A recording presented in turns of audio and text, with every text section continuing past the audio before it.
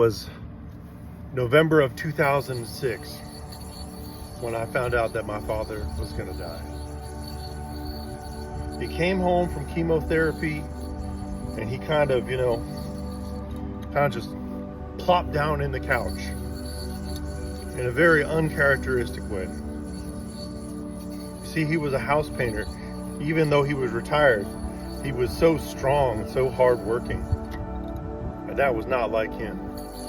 So we asked him what happened, and he said, well, that's it. I said, well, what do you mean that's it? He said, well, the doctor said that the chemotherapy is actually killing me now faster than the cancer is. And those of you who have any experience with cancer, you probably have heard something like that before. It's a sad story, isn't it? But the good news is that was my father's second battle with cancer. And that during the first, I would say God had already laid it on my spirit. What would I say to my dad if I knew this was going to be the last conversation that we ever had? My father was a man of the book. Man, he was a man of the book. He was a confessing Methodist his whole life. Even when he joined the Assemblies of God, he never denied his Methodist faith. Much as John Wesley himself founded the Methodist movement, and yet he himself remained a confessing Anglican.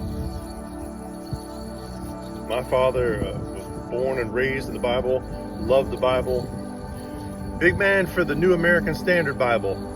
That was the popular pulpit version when I was growing up, really.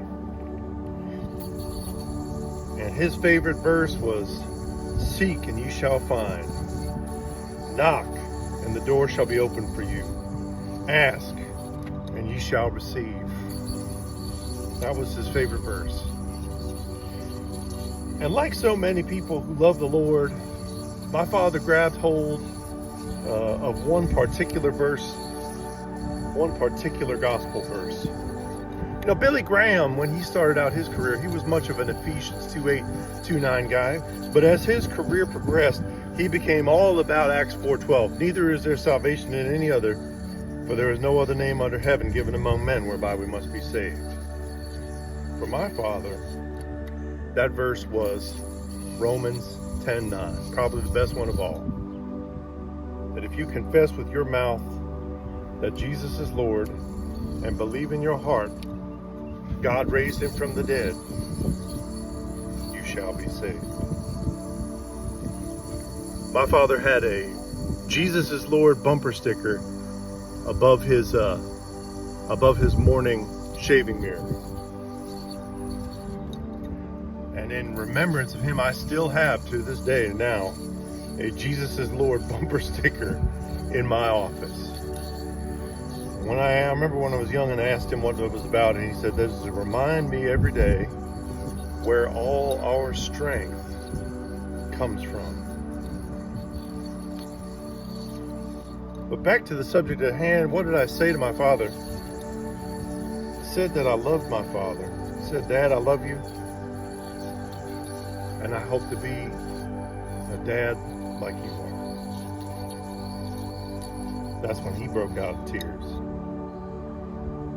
Today, I want to confess to you all what I think is true. That when I measure myself against my own father, I feel like I come up short. I really do. So if you feel that way today, you're in present company. But nevertheless, I thank God for his grace, by which I might be just a little bit more like George Cooper every day. Marines made me hard and mean. It's probably why I was so successful. But at any rate, you can always remember it. Jesus himself said, "The Son of Man can do nothing except he sees his heavenly Father doing it." Oh, what a world we would have if we all emulated Jesus as Jesus emulated the Father. If we could all emulate our Father with such a great example. God bless you all this Father's Day. Don't take it for granted. Fathers are by the grace of God, and fatherhood is by the grace of God. And if we take it for granted, we're taking God's grace for granted. God bless you all today. Happy Father's Day.